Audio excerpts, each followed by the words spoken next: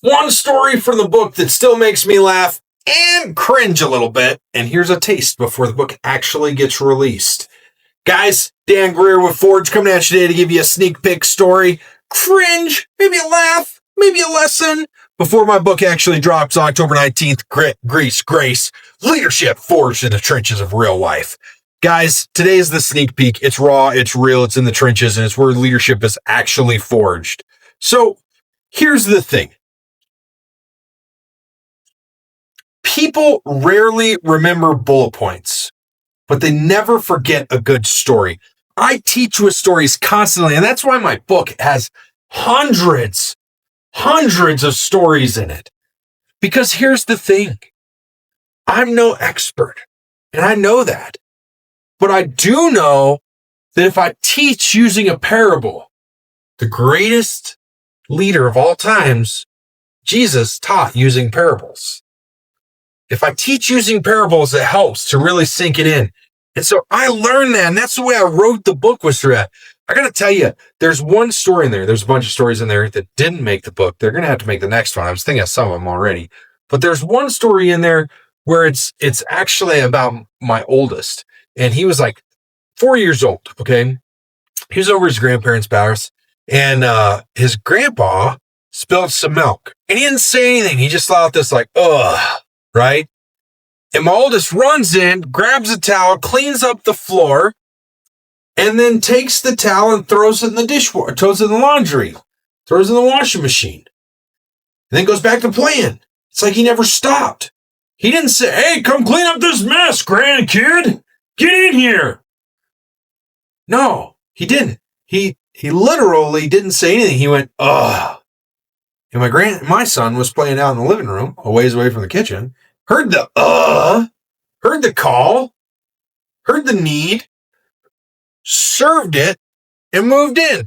And that's what real servant leadership is, guys. When you teach using stories, you understand why others actually get it. And when you stop teaching with stories, you'll be like, why do people not understand this? Why are they not getting this? Why don't they understand? Right? You have to be willing to share your cringeworthy moments to make you more relatable, to make you more trustable, to make you more trustworthy to the people following you. Leaders don't hide their flaws. They show how they grew through them. That's what the whole book is about. I give you some very personal stories. I guarantee my mother didn't even know about me. Some my wife didn't even know happened. Right? And it's not meant to be like, oh, look at Dan. It's meant to show you that through anything, you can grow, right? And the other thing I'll tell you is when you're teaching using stories, leadership plus laughter plus the lesson equals legacy. People remember that. People love to be humored. People love to laugh. The best stories make people laugh, they make them think, and then they make them act. So my question to you is when you're using stories to teach, are you getting humor out of them? Are people taking action after you talk to them? Right? You gotta make it humorous. You gotta make it funny. You gotta make it. Now, not every story has to be funny. I'm not gonna be able to make you laugh whenever I'm doing a sombering story on a truck driver who missed a runaway truck ramp. I'm not going to be able to get humor in that. I don't want humor in that because it's not meant to be there, right? The next thing with your stories is they have to build anticipation. A story is just a taste, okay? A story is just a taste of what you get. Great leadership content should always leave people wanting more.